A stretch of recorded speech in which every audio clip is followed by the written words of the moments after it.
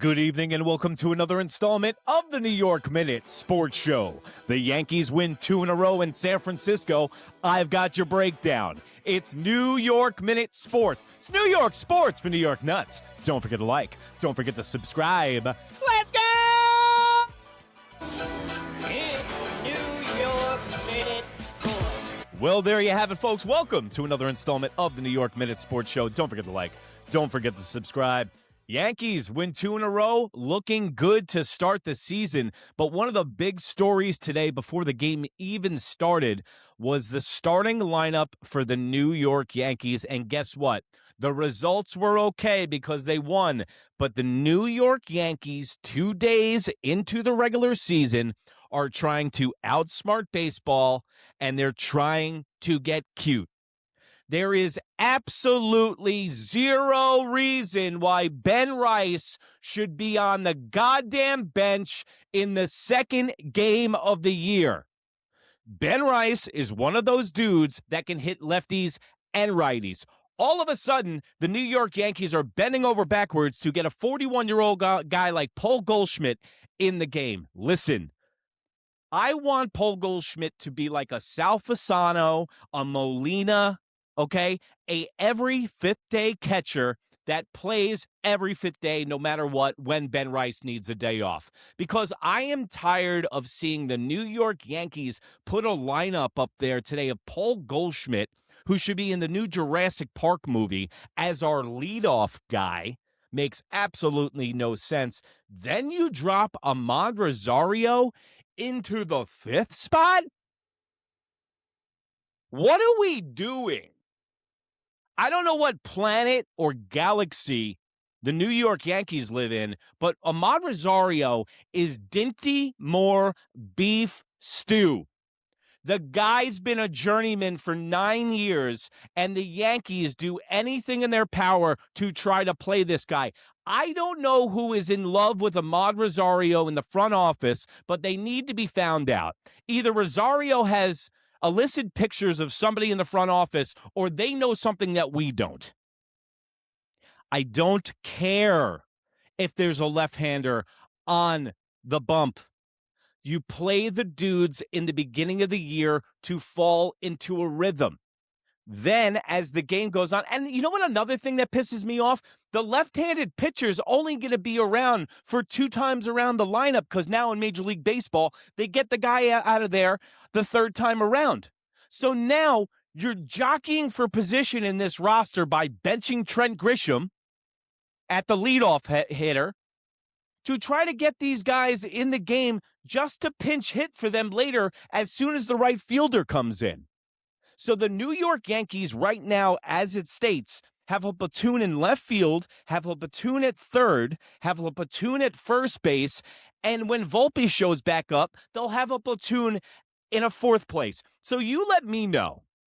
Do you think World Series championship teams have 4 platoons in positions? Because I'm worried about the Yankees rearranging chairs on the Titanic and worrying about getting guys reps instead of getting the main guys consistent reps all year long. This is another argument for my Trent Grisham case. So Trent Grisham is going to be benched against left-handed pitching, right? So might as well put a switch hitter in like Jason Dominguez, who can hit from the right side of the plate and play the outfield. I'm telling you, as this year progresses, you're going to see Trent Grisham's warts come out because he was pinch hit for at the end of the game. Ryan McMahon, pinch hit for Rosario at the end of the game as a defensive replacement. We have no third baseman. It's going to be a transient position all year long, and we're right back to where we started with the Gio Urshela's of the world when we let him walk. We haven't had a third baseman since Alex Rodriguez. Don't give me no Josh Donaldson bullshit. But this is why I was talking with my friend on the phone, and this makes a little bit of sense. Jazz Chisholm. I want to give him his flowers right now. Absolutely. I think Jazz Chisholm's going to have an unbelievable year. He's going to be a free agent next year. I was saying this on the phone that the only way that I would re-sign Jazz Chisholm for $300 million if he were to play third base permanently. Caballero at short, Volpe at second when he comes back after the contract manipulation. We'll have him to 28. Put Volpe at his natural position at second base. Then we won't have to fiddle fuck with a platoon at third base. And now this guy Gittrick, who's a warm body, you're not going to see him for a very long time. He had to play today because he hits left-handers really well. Guess what? If he hit that well, he'd be playing for another fucking team and not knocking around the league for the past 8 years, just like your boy Ahmed Rosario. But I digress. Everything worked out in the win, and I will get fired up about the lineup all season long because I don't know if there is any rhyme or reason to these guys. One of the things in Baboon's defense and in the front office's defense is that the fact that Ray was the only left-hander that they're going to see for the next week and a half. So possibly there could be a backdoor reason that Buffoon wanted to play these guys today in mass is because they might not see another left-hander for a couple of weeks, and then the right-handers are gaining dust on the bench. But guess what? That's what bench players are for. If bench players were good enough, they'd be starting every day. Bench players are, listen, man, they're cannon fodder, okay? They do what we say, they play when we play, and play the main guys. I would like to see the New York Yankees get into a rhythm this year when they run back the same lineup for about a week. It'd be nice and refreshing.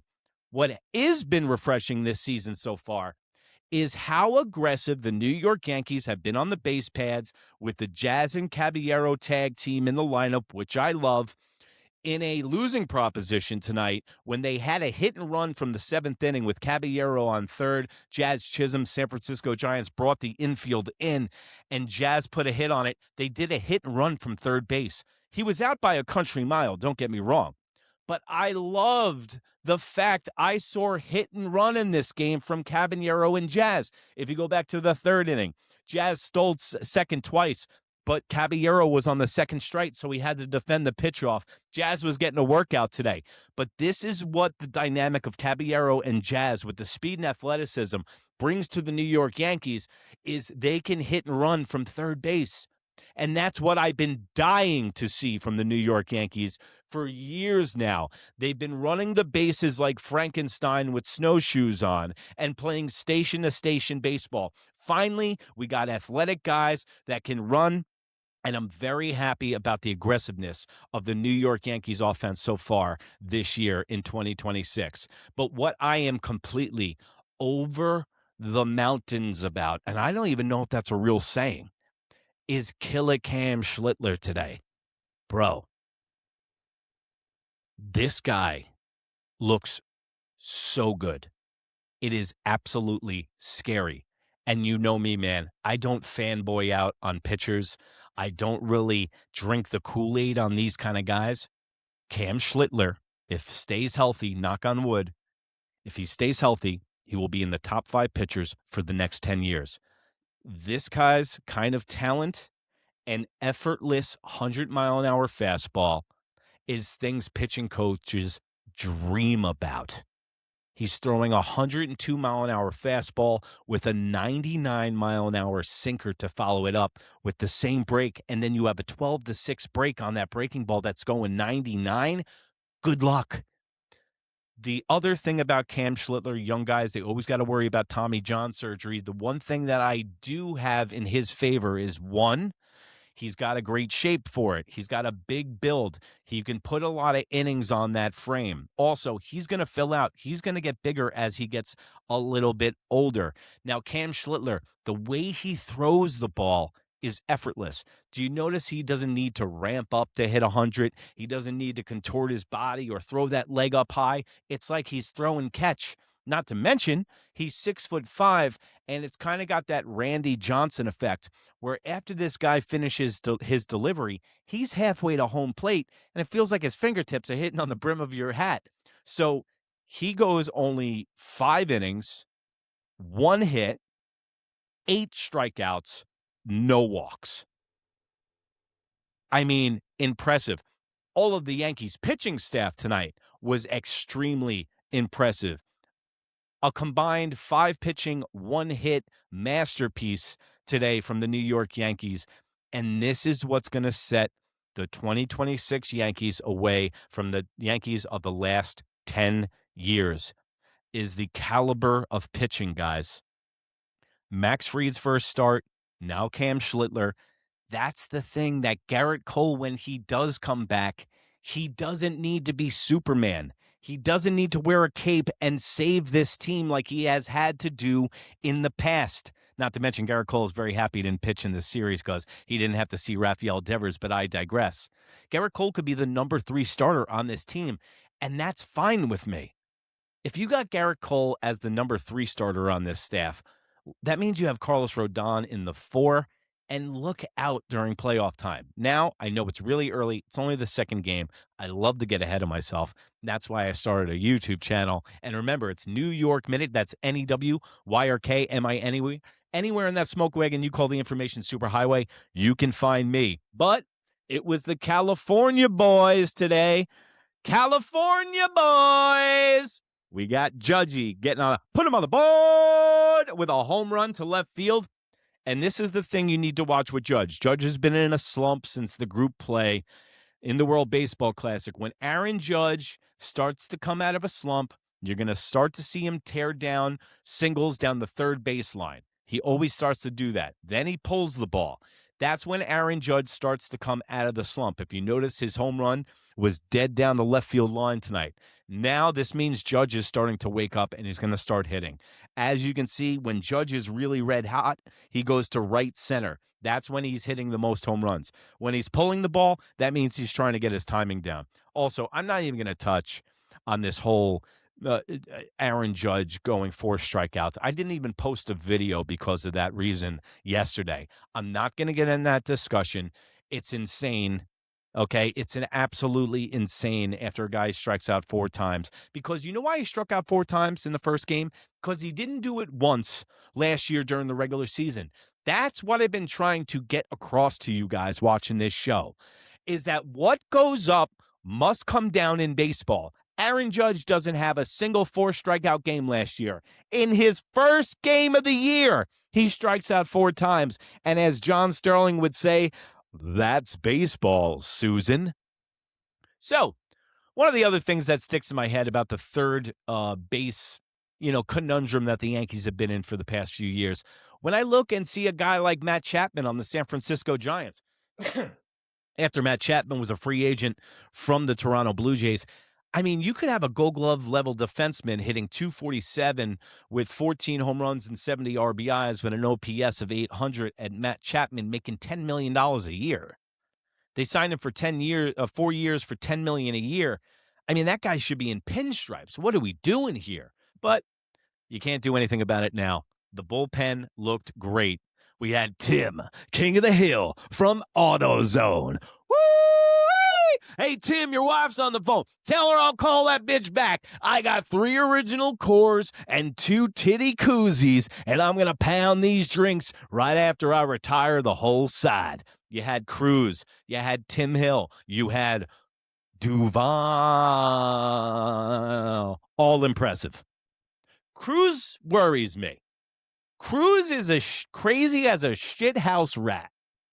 That dude is absolutely ripped the tag off the mattress, fucking crazy, all right? So I worry about him in high-leverage situations, but you got Tim, King of the Hill, okay? Then you got Cruz, then you got Duvall came in. Dude, Duvall is the goods. When he has his control on, he is very good. Then you had David Bednar come in. So now about the thing about Bednar is, I was a little worried about Bednar coming into today's game. Bednar is much better when he works 3 days in a row. This guy is a workhorse for a closer. He can top out at about 28 to 31 pitches. He looked really sharp, but he likes to get himself in trouble. He's got a little bit of that David Robertson in him. David Robertson, remember the closer for the Yankees a few years ago with the high socks. But the point about Bednar is he plays much better when he plays 3 days in a row and then he gets a day off. When he has a lot of time off, didn't pitch in the first game, Hasn't pitched since the World Baseball Classic, so he had some time off, and it was good seeing him be sharp. And tomorrow, the New York Yankees are back in San Francisco, going for the sweep. We got a Saturday game tomorrow. It's going to be at 4:35. Once again, I wanted to get on here, do a little postgame, not much to talk about, and also St. John's is playing Duke right now, so I got to bug out of here and go watch March Madness. And remember, if you can't be good, be bad, baby. Good night, Canada. Bye.